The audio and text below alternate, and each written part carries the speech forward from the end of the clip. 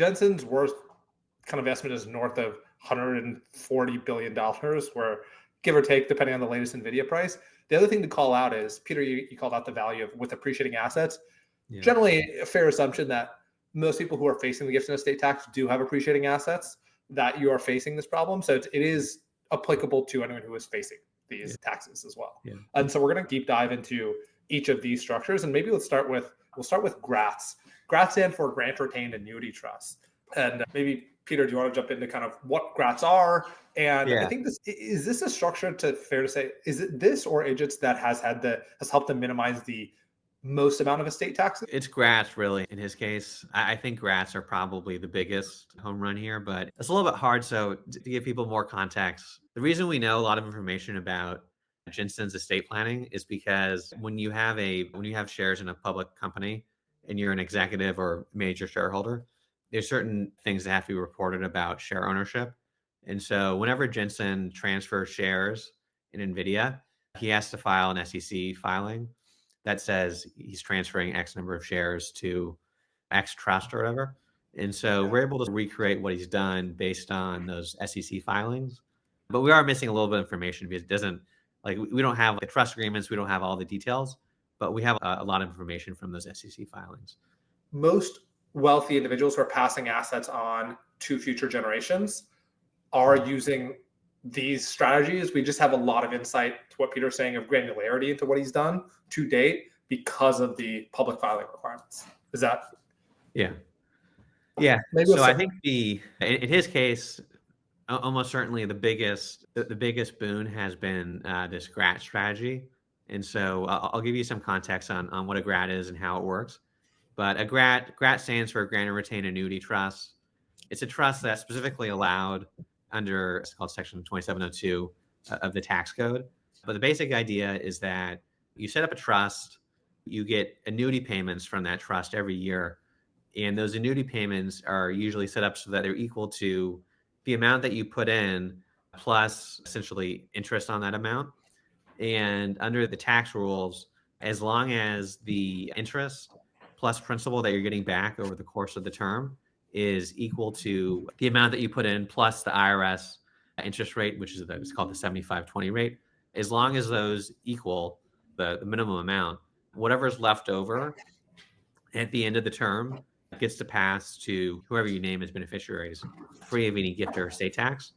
And so the idea is, let's say the interest rate is 5%. The 75/20 rate, or this interest rate you're talking about, it's typically in the 3 to 4.5% range, or 2 to 4.5% range, right? Yeah. So like during the pandemic, it was even lower than that. It was like almost like less than 1%. Right now, I think it's 5%. 4.4. Yeah. Yeah. I guess another way to state this, by the way, and so the interesting thing about GRATs is they're known as heads you win, tails you lose. Another way to frame this is, if you put assets in a GRAT, typically you put them in there for 2 years. If the assets appreciate faster than this, I call it a hurdle rate, the government's 75/20 rate.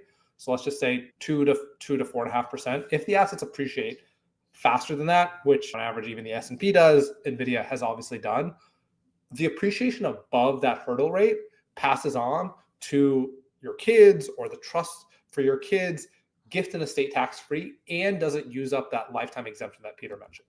So that $14 million exemption, the appreciation from a GRAT above that hurdle rate doesn't use up any of that exemption and is free of gift and estate taxes. And so again, to the point of, if you have appreciating assets, which generally anyone who's worried about gift and estate taxes does have, the GRAT is a great way to, you can put them in there. The appreciation above that hurdle rate passes on to your kids or future generations, and that principal plus interest comes back to you. Is that missing anything, Peter? Yeah, that's right. And so in Jensen's case, what happened is so he funded a... Do you want to jump to the next slide, and maybe let's walk through how this applied to Jensen here. Yeah. So Jensen and his wife funded 4 GRATs back in 2016. And in 2016, so basically since 2016, the value of Nvidia shares, taking into account stock splits, has increased by over 100 times. You can see this chart, even the last 5 years, it's up by 2,300% or something. And so it's even more dramatic if you go back to 2016.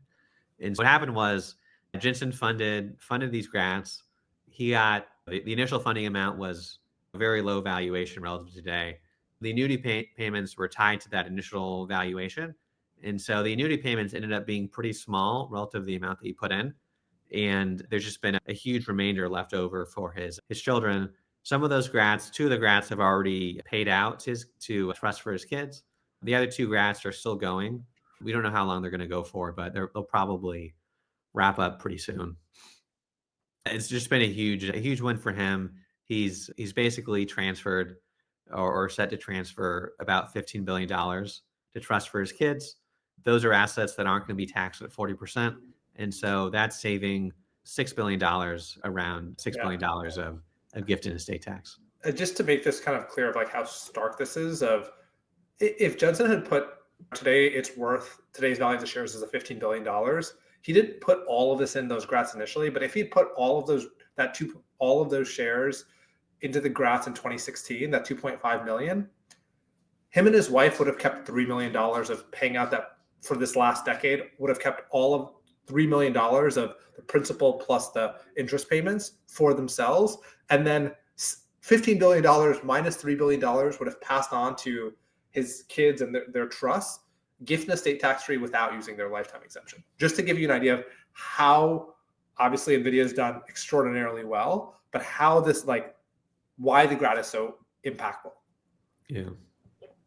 And again, this is where that $6 billion in tax savings didn't use any of his lifetime gift exemption, didn't have to pay any gift and estate taxes on that $15 billion. And so he saved 40% on that with the GRAT. Yeah. And I think the kind of applicable piece is, if you or your clients are worried about gift and estate taxes, but whether you hold assets you expect to appreciate, or candidly even just the S&P, or you hold private assets, which is an entirely different webinar, but you can discount those assets and plan to sell them at some point, GRATs are a really powerful way to pass these assets on and preserve your flexibility of your lifetime gift exemption and avoid gift and estate taxes. Is there kind of other folks that you think, or use cases that you think are really a great fit for GRATs, Peter? It's really any volatile asset. So specifically publicly traded stock and crypto, those are the easiest applications. So like Nvidia is a perfect example of this. Bitcoin's a good example. It's also been highly volatile and appreciated a lot over the last few years. But it works for a wide variety of assets. It's a little bit trickier for illiquid assets like real estate, because you have to value the asset every year. So you have to get an appraisal, and it's a little bit trickier. But with publicly traded stock, it's super, super simple. Yeah, I'm going to just quickly, I'm just going to share my screen real quickly just to show you. If you want to calculate what is the value of a GRAT yourself, we have this free calculator we'll add in the chat as well. You can model the asset value that you include. Let's say you put $1 million into GRAT. You're expecting it to return 10% a year and you're 60 years old. Really, this is showing that how much you can get with a GRAT incrementally to without using GRAT that you can pass on. In this case, it's additional 4 to 5 million.